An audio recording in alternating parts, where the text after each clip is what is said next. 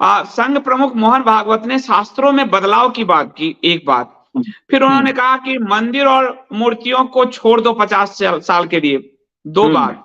फिर उन्होंने शास्त्र में हमारे जो दो शिवांश भाई थे, भाई को हंस और डिंबक को समलैंगिक बता दिया, जो है जिसके खिलाफ मैंने, अगर आपको ज्ञात हो तो मैंने पुलिस में रिपोर्ट भी दर्ज कराई। तो उसको समलैंगिक बता दिया, मैंने पुलिस में रिपोर्ट दर्ज कराई थी, समलैंगिक बता दिया। हाँ, फिर उसके बाद मंदिर मूर्तियों को छोड़ो, शास्त्र को छोड़ो। और अभी इन्होंने विदेश में जाके एक इनका जो बीएचपी और आदि जो इनके संगठन है, कि वो हिंदू धर्म को छोड़ के हिंदुत्व पकड़ लो, जिनका पॉलिटिकल और राजनीतिक अवधारणा है, और हिंदू धर्म जो अनुष्ठानिक आदि उसको छोड़ दीजिए। और ये पूरा विश्व में, थाईलैंड में जाके इस पे सेमिनार कराए। तो ये एक पूरे जो एक नया हिंदू धर्म के मसीहा पोप बन के एक संस्था जो 100 साल पुरानी एक एनजीओ है, वो ये जो हिंदू धर्म की मसीहा पोप बनने की कोशिश कर रही है, इसका क्या प्रभाव पड़ रहा है समाज पर? देखिए, बात ऐसी है कि शास्त्रों में एक वाक्य है, एक उक्ति है, साक्षात पशु पुच्छ विषाण हीन। और मुझे लगता है ऐसे ही लोगों के लिए ये उक्ति है, बस पूंछ और सींग नहीं है। जाति भगवान ने नहीं, पंडितों ने बनाई हिंदू धर्म की समीक्षा। देखिए, क्या बोले कि शास्त्रों की समीक्षा, वो दिखाइएगा जरा, वो चित्र दिखाना, शास्त्रों का समीक्षा दिखाना। थे ना, हाँ, आरएसएस बोले हिंदू ग्रंथों की फिर समीक्षा, बहुत सही। अब आगे क्या होता है, देखिए कल क्या हुआ। मैं थोड़ा चिंतन कर रहा था, क्योंकि सोशल मीडिया में कुछ समय भी देता हूं, तो बहुत सी सूचनाएं मिलती रहती हैं। हिंदू ग्रंथों की समीक्षा, ठीक है, आरएसएस ने राष्ट्रीय मुस्लिम मंच बनाया हुआ है, ईसाई मंच बनाया हुआ है, और समीक्षा केवल किसकी हो? हिंदू ग्रंथों की। इस पर ध्यान दीजिएगा। कुरान का आप देखें, सूरा बकत, उसके प्रारंभिक आयतों को ही आप देखें, दूसरी या तीसरी, मुझे उतना तो नहीं है याद, लेकिन आप उसकी तर्जुमा देखेंगे तो बात समझेंगे। ये संसार के, विश्व की, दुनिया की इकलौती ऐसी किताब है जिसमें कोई शक नहीं किया जा सकता। कुरान के सूरह बकर के अनुसार ये बात वहां है रिकॉर्डेड, कि कुरान पर किसी प्रकार का कोई शक नहीं किया जा सकता। ये बिल्कुल ऑथेंटिक किताब है, इस पर कोई शक ही नहीं, बिल्कुल ये प्रामाणिक बात है। लेकिन राष्ट्रीय ईसाई मंच, मुस्लिम मंच बनाने वाले मोहन भागवत कभी उधर समीक्षा की बात कहने का साहस नहीं कर सकते। एक सेकेंड, बस एक लाइन और आपको मैं बता दूं। कुरान को इन्होंने गोल्डन फॉर्म में, सोने का कुरान मढ़वा के इन्होंने रखा है। हिंदू धर्म की समीक्षा चाहते हैं, कुरान को सोने में मढ़वाया है। हम देखिए, बात है कि मैंने पहले कहा ना, साक्षात पशु पुच्छ विषाण हीन, ये उक्तियां ऐसे ही लोगों के लिए। और मुझे कई बार ऐसा प्रतीत होता है कि जिस प्रकार से पूतना जब भगवान कृष्ण को स्तनपान कराने आई, तो बड़ा सुंदर एकदम लगा कि लक्ष्मी जी क्या है इसके सामने, भाई ये तो मतलब लक्ष्मी से भी अधिक हैं, या कहें तो लक्ष्मी जी ही साक्षात प्रकट हो गई हैं। लेकिन अंदर में क्या था, उसका स्वरूप, उसका उद्देश्य, उसका वास्तविक चित्रण क्या था ये। या आप ये देखें, जब रावण भगवती सीता का अपहरण करने के लिए आया है, तो रावणस्तु यतिर्भूत्वा मुंडे कुंडी त्रिदंड धृक ऐसा बनकर आया है, वो क्या स्वरूप था। इसी प्रकार से ये सभी आसुरी सत्ताओं के एजेंट हैं। मेरे पास परसों एक फोन आया था ब्रिटेन से, ब्रिटेन का वो शहर मुझे नहीं पता, किसी महानुभाव ने फोन किया और कहा कि यहाँ पर जो एक कोई मंदिर था, वहां पर वहां के प्रबंधक कमेटी की बैठक चल रही है, तो हम लोग यहाँ पर समलैंगिक विवाह कराना चाहते हैं, उसकी क्या विधि। और हमने कहा कि देखो भाई, यही गड़बड़ तुम लोग करते हो कि विवाह को, निकाह को, मैरिज को एक क्यों समझते हो। निकाह अलग है, विवाह अलग है, मैरिज अलग है। अब विवाह की जहां तक बात है, तो शास्त्रों में आपने समलैंगिकता की बात की, इसलिए मुझे वो ध्यान में आ गई बात। विवाह 8 प्रकार के होते हैं, ब्राह्म, प्राजापत्य, आर्ष, दैव, गांधर्व, आसुर, राक्षस, पैशाच। ये 8 प्रकार के विवाह हैं, लेकिन इनमें समलैंगिक विवाह कहीं नहीं। पैशाच भी, पिशाच, मनुष्य छोड़िए, पिशाच भी जब विवाह करते हैं, या पैशाचिक विधि से भी जब विवाह किया जाता है, तो उसको समलैंगिकता नहीं कहते हैं। मतलब समलैंगिकता को तो मैं एक मनोरोग समझता हूं, एक यौन विकार समझता हूं, जो कम से कम पिशाचों को भी प्राप्त नहीं होता। पिशाचों से भी नीचे जिनकी मानसिकता पहुंच गई है, यौन विकार जिनको इतना व्याप्त हो गया है, वही व्यक्ति समलैंगिक हो सकता है। तो हमें फिर यह कहा कि तुमको अगर तमाशा करना है तो अपने घर में समलैंगिक केंद्र खोल लो और सब अपनी लिप्त रहो। मंदिर तमाशा का स्थान नहीं है। एक तो हम विदेश गमन के ऐसे ही विरोधी हैं, वैसे विदेशी संस्थाओं में हमारी निष्ठा है ही नहीं, लेकिन उन्होंने इतना पूछा तो हमने इतना बता दिया। अब रही बात मोहन भागवत की, हंस डिंभक की, हंस और डिंभक को अभी पता रहता क्या हाल करते इस व्यक्ति की, मतलब बताइए, ऐसे वीर व्यक्तित्वों का ऐसा चित्रण कर रहा है ये व्यक्ति। वो जरासंध के सेनापति थे।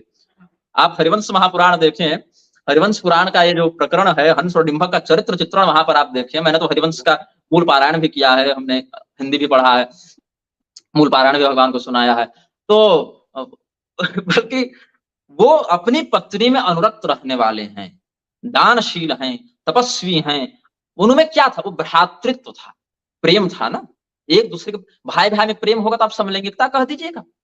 हा राम कहते हुए राजा दशरथ ने अपने प्राण त्याग दिए, तो राजा राम भी, दशरथ भी पुरुष थे और राम जी भी पुरुष थे, तो समलैंगिक थे वो।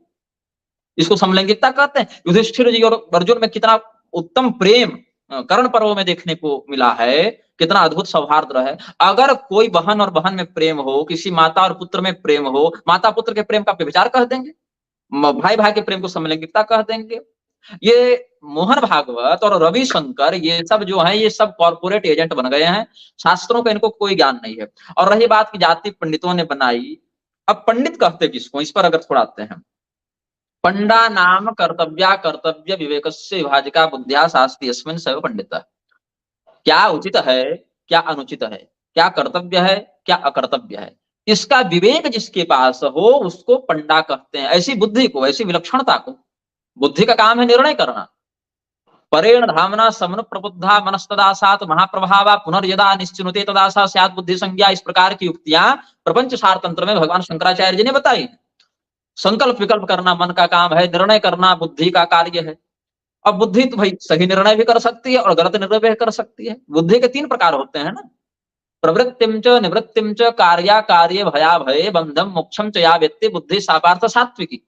क्या करने से हम फंसेंगे, क्या करने से हम निकलेंगे, क्या उचित है, क्या अनुचित है, क्या कार्य है, क्या अकार्य है, इसको जो स्पष्टतया समझ सके, ऐसा निर्णय लेने का सामर्थ्य जिसमें हो, उसको सात्विक बुद्धि कहते हैं।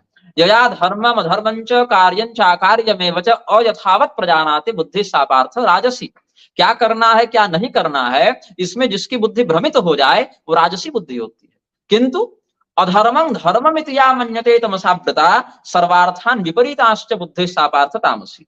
अधर्म को ही जो धर्म मान ले, उल्टी खोपड़ी हो जाए जिसकी, भगवान वहां स्पष्ट रूप से मोहन भागवत का नाम नहीं लिए, क्योंकि कलयुग में बहुत सारे लोग ऐसे हो जाएंगे, लेकिन अधर्म को ही जो धर्म मान बैठे, ऐसे मूर्ख के पास भी बुद्धि है लेकिन वो तामसी है। अब पंडितों ने बनाई जाति व्यवस्था या जो भी है, भगवान कृष्ण यह कहते हैं चातुर्वर्ण्यम मया सृष्टम गुण कर्म विभाग, मेरे द्वारा बनाए, व्यक्ति के द्वारा। अब यहाँ पर कुछ लोग जन्मना कर्मणा पर उलझते हैं। इस पर हमारा एक अलग से वीडियो विस्तृत है वर्णाश्रम व्यवस्था पर। रामभद्राचार्य के चेलों के चक्कर में वो यूट्यूब चैनल मेरा प्रतिबंधित कर दिया गया था और मैं मंच पर ही था उस समय। चार भाठा में मेरा श्रीमद भागवत का व्याख्यान चल रहा था, तो मेरे मीडिया प्रभारी ने बताया गुरुजी आपका यूट्यूब चैनल तो वीरगति को प्राप्त हो गया। तो मैं मंच पे ही था। मैंने कहा कि बकरे कम्मा कब तक खैर मनाएगी, हम दूसरा चैनल बना लेंगे तो फिर से वीडियो अपलोड हो जाएंगे उसमें। तो भगवान की कृपा से 80% वीडियो तो रिकवर हो गए, जो ना हुए उसको हम दोबारा बना लेंगे। तो जिसके पास पंडा है, कर्तव्य अकर्तव्य के समझ वाली बुद्धि है, वो अगर कोई निर्णय ले रहा है तो गलत नहीं लेगा ना। उसका विरोध करने वाले आप अपंडित हो सकते हैं, आप मूर्ख हो सकते हैं, वो गलत नहीं है।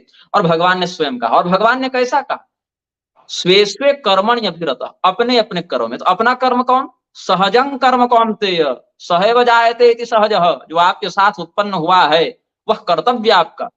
जीवन भर 50 प्रकार के कर्म बदलते रहेंगे तो 50 प्रकार की जाति और वर्ण नहीं होती आपकी। विदुर जी उतने बड़े ब्रह्मज्ञानी संत थे, लेकिन शूद्र वर्ण के अंतर्गत ही उनकी प्रतिष्ठा हुई। ये बात कहने वाले स्वयं परब्रह्म भगवान श्री कृष्ण जब तक श्री कृष्ण नाम स्वरूप में रहे, उन्होंने स्वयं को क्षत्रिय के गुणों से युक्त रखा, उस कर्तव्य का पालन किया। भीष्म पितामह जैसे महाप्राज्ञ के पास बड़े बड़े ऋषि महर्षि भी आते थे ज्ञान ग्रहण करने के लिए, ऐसे भीष्म पितामह जीवन भर क्षत्रिय रहे। और जिन्होंने जीवन भर धनुर्वेद का ज्ञान दिया अपने शिष्यों को, ऐसे द्रोणाचार्य सदैव ब्राह्मण रहे। और जिसने वृत्रासुर ने यज्ञ की अग्नि से जन्म लिया, वह भी ब्राह्मण के द्वारा प्रदत्त अग्नि का पुत्र होने के कारण ब्राह्मण ही कहलाया, और उसको मारने पर इंद्र को ब्रह्म हत्या लगी। तो ये वर्ण व्यवस्था इतनी ठोस है, इतनी सुदृढ़ है कि मोहन भागवत जैसे मूर्ख इसको नहीं समझ सकते। मोहन भागवत हो या रविशंकर हो या उधर अभी एक नया आया है प्रदीप मिश्रा, प्रदीप मिश्रा। हाँ, प्रदीप मिश्रा, ये सब व्यक्ति वर्णाश्रम को नहीं समझ। जग्गी वासुदेव तो मैं तो उसको क्रिमिनल समझता हूँ, सीधी बात। ये शब्दावली बहुत लोगों को आपत्ति लग सकती होगी, लेकिन ये सब मीठी जहर देने वाले हैं। ये सबों को तगड़ी कॉर्पोरेट फंडिंग मिलती है हिंदू धर्म के अंतर्गत एक छवि बनाने के लिए। एक आचार्य प्रशांत, वो जग्गी वासुदेव को आप एक पाव ले लीजिए और एक पाव ओशो को ले लीजिए और दोनों को मिलाकर बढ़िया पीस दीजिए तो आधा किलो आचार्य प्रशांत तैयार हो जाए। तो आचार्य प्रशांत और जग्गी वासुदेव दोनों ओशो के सस्ता वर्जन है। बिल्कुल बिल्कुल, ये वही उसी मार्ग पर चल रहे हैं। और पूर्व काल से इनकी ये जो पाखंड वृत्तिनी है ना, वो चली आ रही है। पा शब्देन त्रयी धर्मा पालना जगत स्मृतः तं खंडयन्ति अस्मात्ते पाखंडास्तेन हेतुना। माहेश्वर तंत्र के 18वें पटल में भगवान शिव कहते हैं, संसार की व्यवस्था को बनाने के कारण, संसार का संरक्षण करने के कारण वेदों को पा इस शब्द से संबोधित किया गया है। और वेद का जो खंडन करे, पा का जो खंडन करे, उसको पाखंड कहा जाता है। स्पष्ट रूप से स्मृति सम्मत मार्ग का परित्याग करने वाले ऐसे अनभिज्ञों को, अनभिज्ञ भी थोड़ा कम शब्द है क्योंकि अनभिज्ञ तो भाई जानता ही नहीं तो क्या करेगा, ऐसे धूर्तों को पाखंडी ही कहा जा सकता है। और शास्त्रीय संविधान में ये दंडनीय है।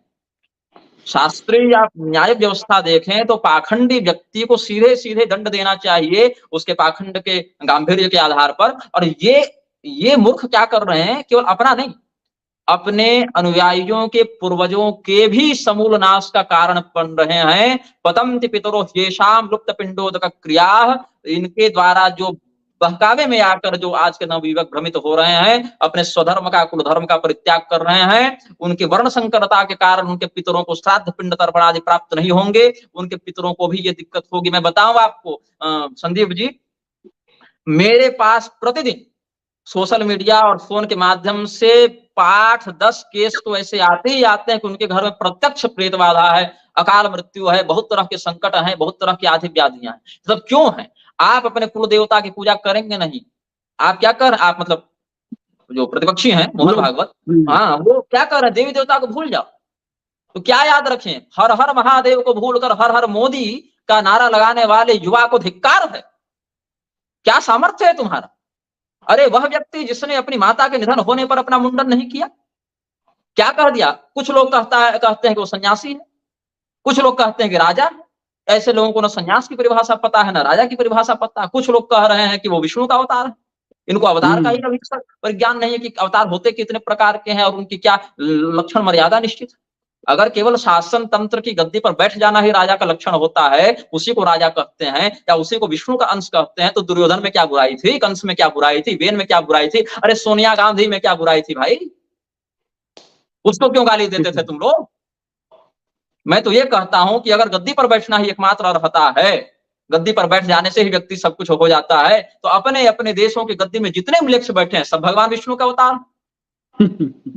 तो ऐसा नहीं हो सकता ना, या तुमसे पहले तो अन्य पार्टियों के जो नेता थे जो अपनी गद्दी पर बैठे थे सब विष्णु अवतार है, और केवल दिल्ली की गद्दी पर बैठने वाला है क्यों भाई?